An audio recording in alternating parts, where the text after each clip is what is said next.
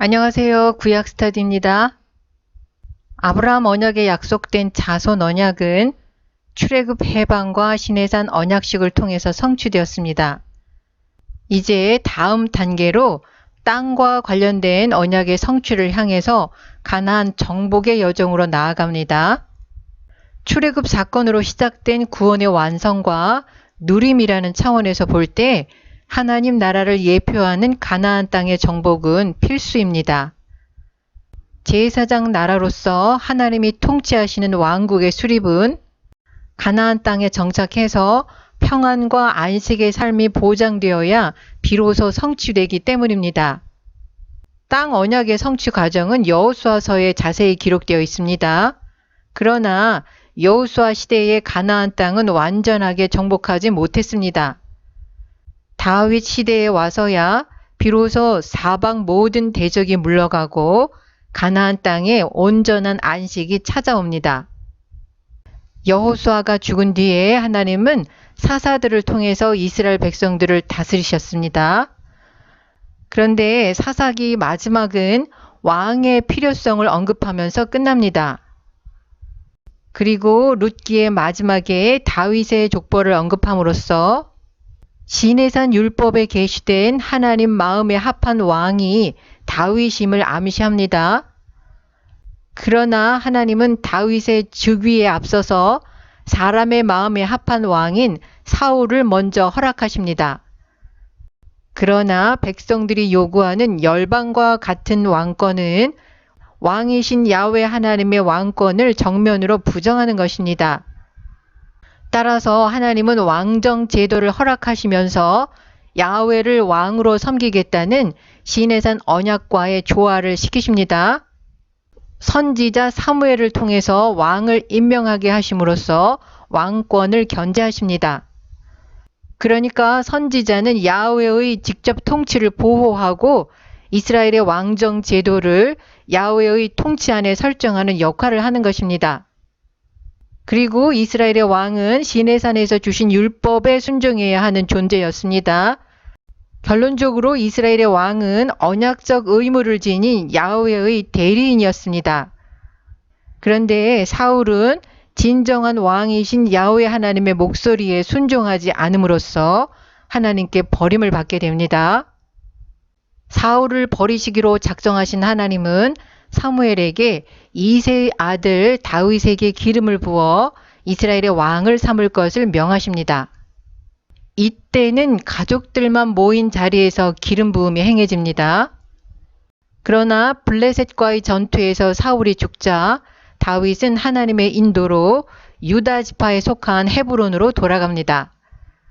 그때 유다 사람들이 와서 헤브론에서 다윗에게 기름을 부어 유다 족속의 왕을 삼았습니다. 사울이 죽은 후에 마하나임으로 건너가서 망명 정부를 세웠던 사울의 아들 이스보셋이 죽자 이스보셋을 지지했던 이스라엘의 나머지 지파의 장로들까지 합세해서 이스라엘의 모든 지파의 장로들이 헤브론에 모였습니다. 그리고 한 마음으로 다윗에게 기름을 부어 다윗을 이스라엘 12지파의 왕으로 옹립합니다. 이렇게 해서 다윗은 마침내 하나님의 마음에 합한 통일 이스라엘의 왕이 됩니다. 결국 아브라함의 후손들이 큰 나라를 이루게 될 것이라는 아브라함 언약이 다윗 시대의 통일 이스라엘 왕국이라는 형태로 성취됩니다. 다윗이 통치하는 이스라엘 왕국은 미래의 하나님 나라를 바라보는 모형입니다. 다시 말해서 이스라엘 왕국의 실질적인 왕은 야훼 하나님이시고 다윗은 대리 통치자로서 하나님의 왕되심을 드러내는 왕이었습니다. 통일 이스라엘 왕국의 왕위에 오르게 된 다윗은 블레셋에게 빼앗겼던 하나님의 궤의 언약궤를 오벳 에돔의 집으로부터 운반해서 다윗성에 안치합니다. 하나님의 임재와 통치의 상징인 하나님의 궤의 언약궤가 다윗성에 안치되었다는 사실은 다윗의 왕권이 공식적으로 하나님의 인준을 받았음을 의미합니다. 이것은 다윗 왕권의 언약적 정통성을 보증함과 동시에 다윗이 하나님의 대리 통치자임을 확증해 줍니다. 더 나아가 다윗은 하나님의 궤를 안치할 수 있는 성전을 짓고자 하는 소원을 나단 선지자에게 말합니다. 그러나 하나님의 뜻은 다윗과 달랐습니다. 하나님의 집을 짓겠다는 다윗에게 오히려 하나님은 다윗의 집, 즉 왕조를 세워주시겠다는 왕조 창건의 신탁을 주십니다. 비록 다윗이 성전 건축하는 것을 허락하시지는 않았지만 하나님은 성전을 건축하고자 하는 다윗을 기뻐하셔서 다윗과 언약을 맺어주십니다. 이런 점에서 다윗 언약은 일종의 선물로서의 언약의 성격을 갖고 있습니다. 내 수완이 차서 내 조상들과 함께 잘 때에 내가 내 몸에서 날 자식을 내 뒤에 세워 그 나라를 견고케 하리라. 저는 내 이름을 위하여 집을 건축할 것이요 나는 그 나라 위를 영원히 견고케 하리라. 다윗 언약의 요지는 다음과 같습니다. 첫째, 다윗이 어디로 가든지 하나님이 함께 하셔서 모든 대적을 물리치시고 평안과 안식을 주시겠다는 것입니다. 둘째, 다윗에게 언약의 자손을 주셔서 다윗의 보좌를 영원히 견고하게 하시겠다는 약속입니다. 다른 말로 하면 다윗 왕조 창건을 약속하신 것입니다. 이렇게 해서 야훼께서 다윗에게 주신 모든 약속은 다윗 당대만을 위한 것이 아니라 그의 후손들에게까지 넘어가는 영원한 언약이 되었습니다. 야훼 하나님은 구체적으로 후손과 보좌를 약속하십니다. 후손과 보좌는 왕권을 구성하는 두 개의 필수 요소입니다. 내 몸에서 날 자식은 1차적으로는 솔로몬을 가리킵니다. 그리고 실제로 솔로몬이 성전을 건축합니다. 그러나 궁극적으로는 다윗의 후손으로 오시는 메시아에 대한 예언입니다. 메시아는 성전을 헐고 3일 만에 다시 성전을 지으실 것입니다. 나는 그 아비가 되고 그는 내 아들이 되리니. 셋째, 하나님과 다윗의 후손과의 관계는 다윗의 후손이 하나님의 아들로 입양되어서 부자 관계가 됩니다. 이러한 하나님의 약속은 다윗의 후손 예수 그리스도에게서 궁극적으로 성취됩니다. 저가 만일 죄를 범하면 내가 사람 막대기와 인생 채찍으로 징계하려니와. 하나님은 다윗의 후손이 죄를 범하면 징계는 하시지만 사울을 패하신 것처럼 은총을 완전히 거두시지는 않겠다고 약속하십니다. 즉 다윗에게 베푸신 언약은 파괴될 수 없는 영원한 언약이라는 것입니다. 그럼에도 불구하고 다윗 언약이 시내산 언약의 틀 속에 있다는 것은 다윗과 그의 후손들은 야훼의 율법 아래 있었으며 순종의 모범을 보여야 했다는 점에서 나타납니다. 이와 같은 내용은 다윗의 유언에 잘 표현되어 있습니다. 다윗은 죽기 전에 솔로몬에게 시내산에서 주신 율법을 지키라고 당부합니다. 그리고 내 자손이 그 길을 삼가 마음을 다하고 성품을 다하여 진실이 내 앞에서 행하면 이스라엘 왕 위에 오를 사람이 내게서 끊어지지 아니하리라. 이렇게 여호와께서 말씀하셨다고 전하고 있습니다. 정리하면 다윗 언약은 아브라함 언약과 시내산 언약의 틀 속에서 움직입니다. 이런 점에서 다윗 언약은 이전 언약을 파기하지 않고 강화시키고 있다고 할 수 있습니다. 그러니까 다윗 언약 속에 담겨있는 다윗의 후손 중에서 메시아가 나오게 될 것이라는 약속은 영원하고 절대적인 것이지만 다윗의 후손 중에서 이스라엘 왕 위에 오를 사람이 끊어지지 아니하리라는 약속은 조건적이었음을 알 수 있습니다. 이후에 다윗 언약은 그의 아들 솔로몬 왕의 통치 초기 시대에 아브라함 언약 및 시내산 언약과 더불어 성취의 절정을 맞게 됩니다.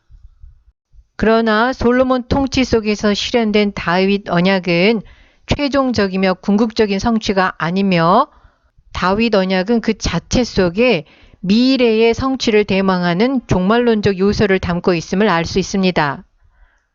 솔로몬 통치 말기에 그는 시내산 율법에 불순종했을 뿐만 아니라 솔로몬이 첩으로 삼은 이방 여인들에게 미혹되어서 우상숭배의 죄를 짓게 됩니다.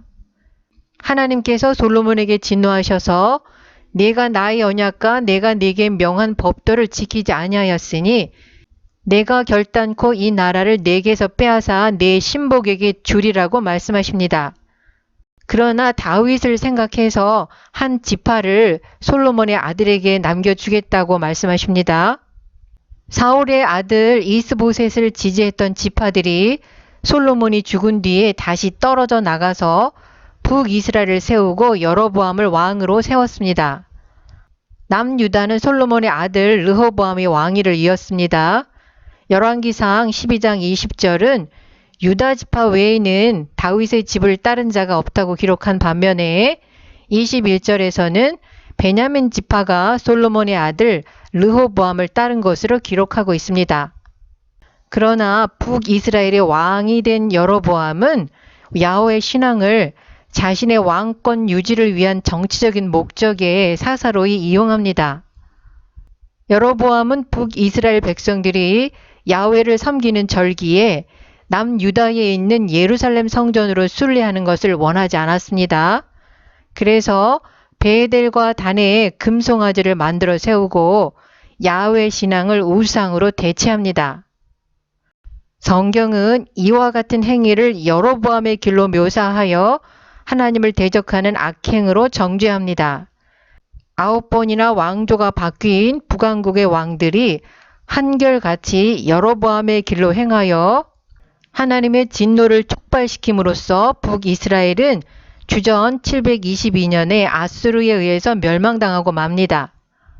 남유다 역시 본질에 있어서 북이스라엘과 크게 다르지 않았습니다.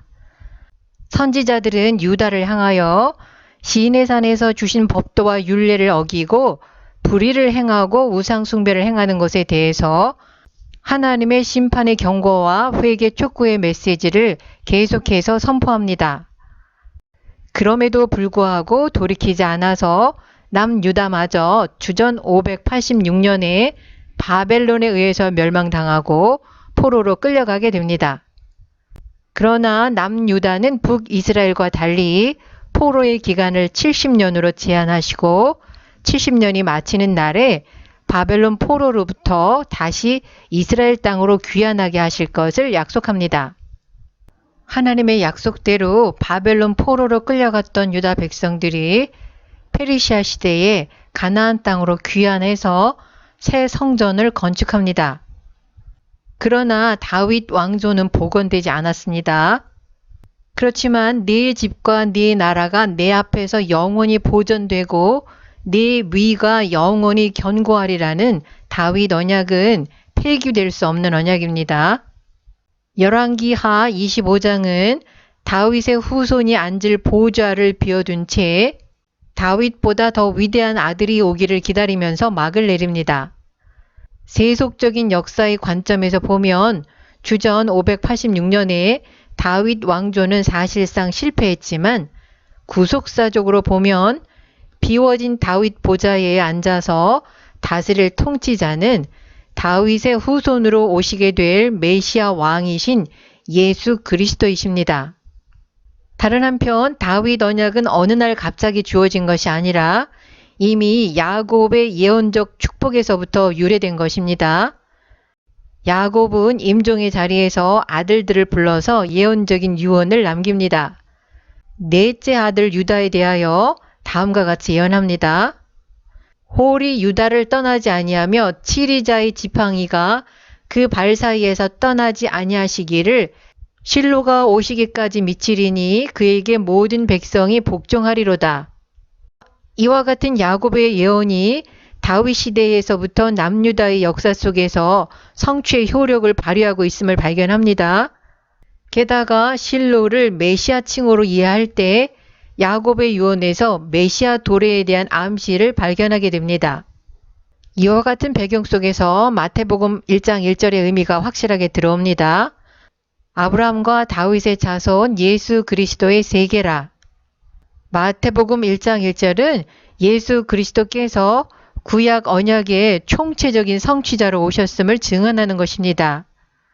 아브라함 언약과 다윗 언약에 약속된 언약의 자손이 예수 그리스도임을 족보를 통해서 입증하고 있습니다. 한 자손이 나라의 위를 굳게 세워 영원히 견고케 하리라는 다윗 언약은 궁극적으로는 다윗의 혈통으로 오시는 만왕의 왕 메시아가 오셔서 영원한 하나님 나라를 건설하게 될 것에 대한 약속인 것입니다. 로마서 1장 3절은 이 아들로 말하면 육신으로는 다윗의 혈통에서 나셨다고 말하고 있습니다. 누가복음 1장 32, 33절은 주 하나님께서 그 조상 다윗의 위를 저에게 주시리니 영원히 야곱의 집에 왕노릇 하실 것이며 그 나라가 무궁하리라고 기록하고 있습니다.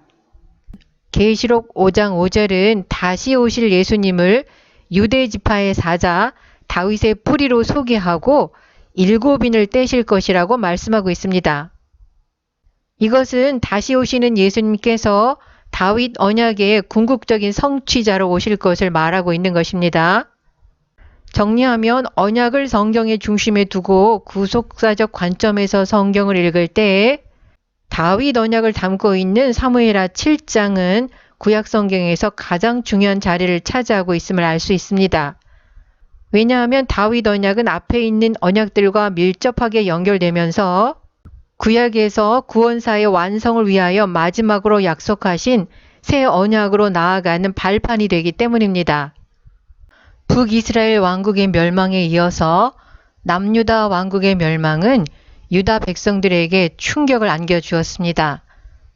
왜냐하면 다윗 언약에 근거하여 볼 때에 남유다 왕국은 징계는 받을 수 있어도 결코 멸망당할 수는 없다고 확신했기 때문입니다. 사실 하나님께서 아브라함과 다윗과 맺은 언약은 무효화될 수 없는 언약입니다. 이러한 배경 속에서 예레미야와 에스겔은 마음을 말씀과 성령으로 새롭게 하시는 새 언약의 은총을 선포합니다. 새 언약이라는 용어는 구약에서 예레미야 31장 31절에 단 한 번만 등장합니다. 그러나 하나님께서 이스라엘과의 언약을 새롭게 갱신하시겠다는 말씀은 예언서에 자주 등장하는 주제입니다. 신약 성서는 새 언약이 예수 그리스도에 의해서 성취되었음을 확언하고 있습니다. 따라서 복음서를 비롯하여 바울 서신 등에 새 언약이라는 용어가 자주 등장합니다. 하나님께서는 시내산 언약에 근거해서 유다의 불순종을 책망하시고 바벨론을 도구 삼아서 유다의 언약적 심판을 내리실 것을 예레미야를 통해 선포하십니다. 그러나 예레미야의 예언은 유다의 멸망으로 하나님과의 관계가 완전히 끊기는 것이 아님을 분명히 하고 있습니다. 비록 유다가 시내산 언약의 불순종에서 심판을 받게 되지만 그들의 조상들과 맺은 하나님의 언약은 없어지지 않을 것을 거듭 강조하고 있습니다. 오히려 하나님의 심판의 목적이 그들로 복을 얻게 하기 위해서라고 주장하고 있습니다. 그래서 바벨론 왕을 섬기는 기간을 70년으로 제한하십니다. 70년이 마치면 양떼의 남은 무리를 약속의 땅으로 다시 귀환시키실 것을 약속하십니다. 나아가 때가 이르면 다윗에게 한 의로운 가지를 일으키시고 그가 왕이 되어서 세상에서 정의와 공평을 행하게 될 것을 약속하십니다. 이때에 비로소 참된 구원이 찾아오게 될 것입니다. 이 말씀들은 이스라엘의 회복이 다윗 언약에 근거하고 있음을 암시합니다. 이것을 통해서 다윗 언약은 처음 주어질 때부터 이중적인 성격을 띠고 있었음을 알 수 있습니다. 유다와 이스라엘의 회복과 구원에 관하여 선포하던 예레미야는 31장 31절에서 새 언약을 선포합니다. 나 여호와가 말하노라 보라 날이 이르리니 내가 이스라엘 집과 유다 집에 새 언약을 세우리라. 새로움을 의미하는 히브리어 하다쉬의 어원적 의미는 나빠진 상태를 본래 상태로 회복시키는 것을 의미합니다. 따라서 새로움의 우선적인 의미는 갱신을 통한 본래 상태로의 회복입니다. 그러나 새로움의 회복은 옛것의 본질을 공유하되 옛것을 뛰어넘는 새로운 차원이 존재합니다. 따라서 새 언약은 옛 언약과 본질적 요소를 공유하면서도 질적으로 새로운 언약임을 알 수 있습니다. 그리고 32절은 이스라엘 백성들이 옛 언약, 그러니까 시내산 언약을 깨뜨렸다고 말합니다. 옛 언약의 파기는 전적으로 이스라엘 백성의 책임이라는 것입니다. 그리고 33절과 34절에서 새 언약의 성격이 묘사됩니다.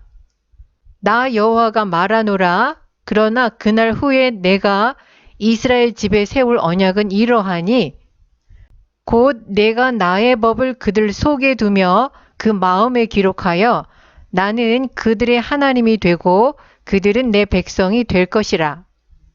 그런데 새 언약이 옛 언약과 다르다고 할지라도 새 언약은 시내산 언약과 연속성이 있습니다. 첫째, 시내산 언약과 마찬가지로 하나님의 주도적인 행위로 주어집니다. 둘째, 새 언약의 대상은 옛 언약과 같이 전체 이스라엘 백성입니다.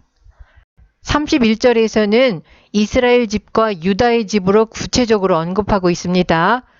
이것은 분열되었던 남유다와 북이스라엘 왕조가 옛 언약 시대 초기처럼 새 언약 아래서는 하나로 통합될 것을 예시한 것입니다.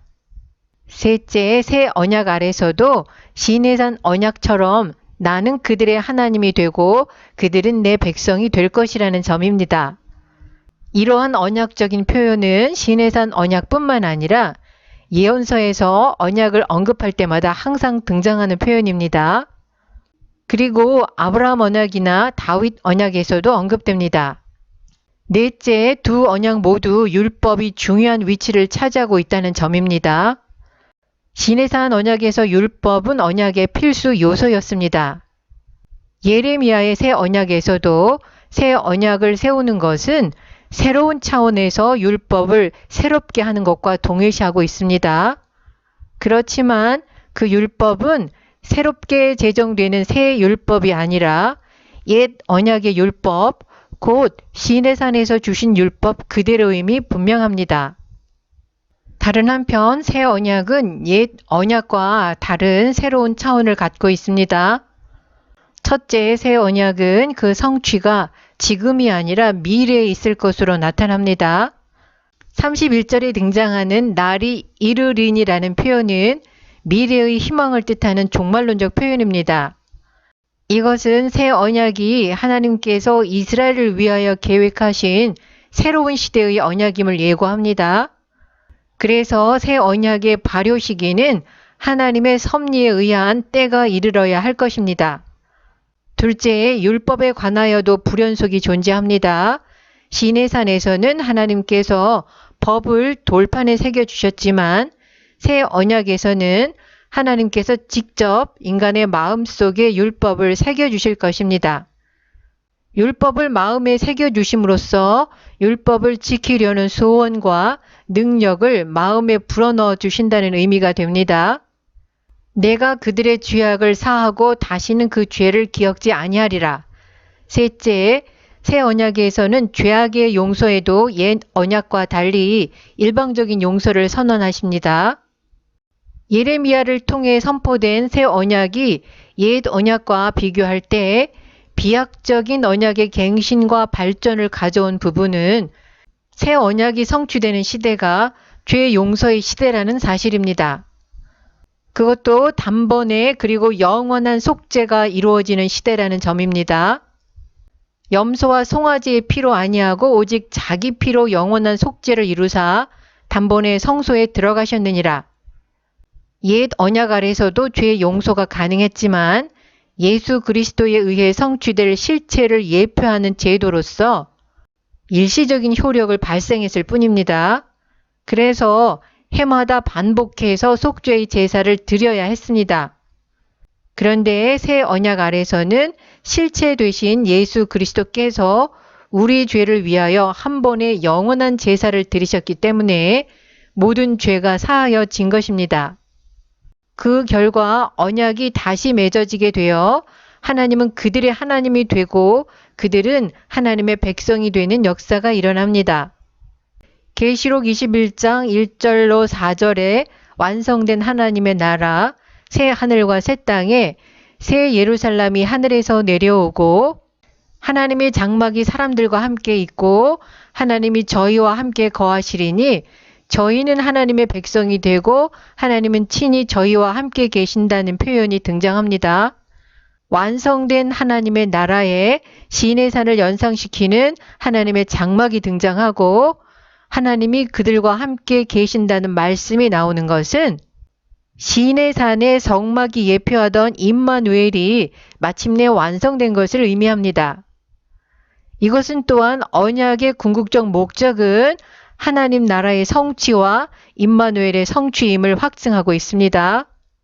에스겔서에서 새 언약이라는 용어는 나타나지 않지만 에스겔서의 전체 예언은 새 언약적 관점에서 선포된다고 할 수 있습니다. 이스라엘의 회복에 대한 에스겔의 예언은 예레미야의 새 언약 개념을 발전시키고 확장하여 설명하고 있습니다. 언약적 관점에서 볼 때의 율법은 하나님의 백성이 되는 전제 조건이 아니라 이미 하나님의 은혜로 구원받은 하나님의 백성이 거룩하신 하나님과 동행을 위해 주어진 것입니다. 예수님은 율법을 폐하려고 오신 것이 아니라 완전케 하려고 오셨다고 말씀하셨습니다.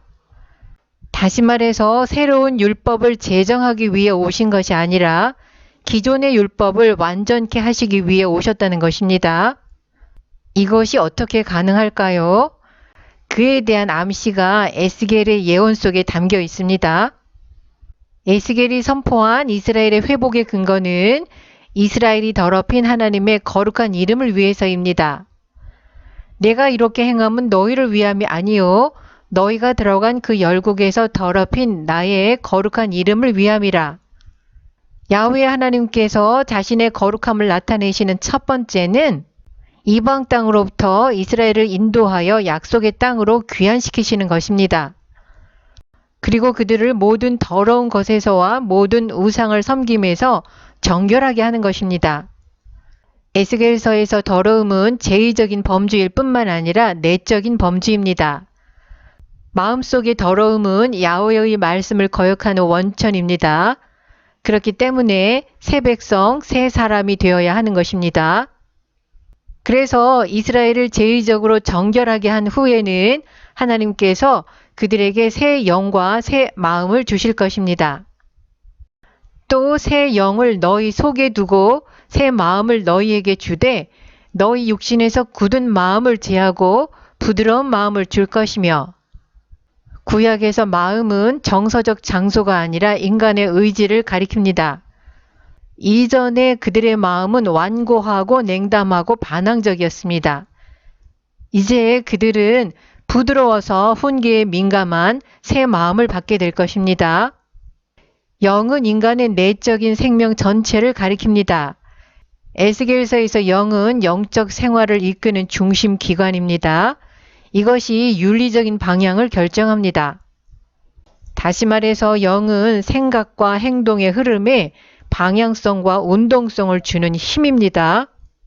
더 놀라운 것은 야훼 하나님께서 하나님 자신의 영을 그들 속에 두어 그들로 야훼의 율례와 규례를 지켜 행하게 하실 것이라는 사실입니다.